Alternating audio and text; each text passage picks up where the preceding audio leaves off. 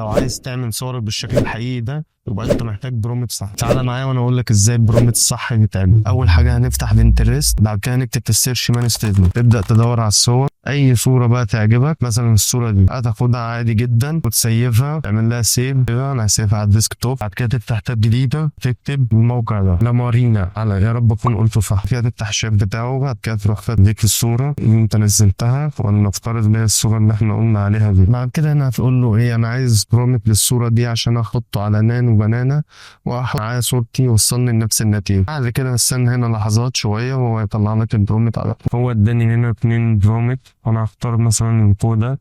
هفتح هنا ايه، جوجل فيديو اي ار اللي هو ده. بعد كده هتيجي هنا وتدوس على تراي نانو بنانا. فتح معانا هنا الجوجل ستوديو. انت طبعا بما انك هتختار نانو بنانا لازم تعلم على العلامه دي نانو بنانا، بيديك العلامه الصح كده، انت تمام. او بعد كده هتدوس هنا على علامه البلاس كده، ابلود فايل. هتجيب بقى اي صور بقى من صورك. هنا انا مثلا هجيب الصوره دي. بعد كده ايه، اعمل هنا البرومت اللي انا خدته وابعتها له واقول له رن. لحظات وهنشوف النتيجه النهائيه عامله ازاي. هنفتحها مع بعض ونشوف التفاصيل ايه. تفاصيل مظبوطه خالص، صوره جميله ورايقه ومفيش اي حاجه. بس بعد كده خلاص كده انت سيفتها كده. علمتك ازاي تعمل برومت صح في المواقع الصح. ولو عايز تعمل صورك بالشكل اللي انا عملته اكتب في التعليق فين وانا هبعت لك الملف على طول. ما تنساش تعمل فولو لايك وكومنت عشان ما يفوتكش الجديد.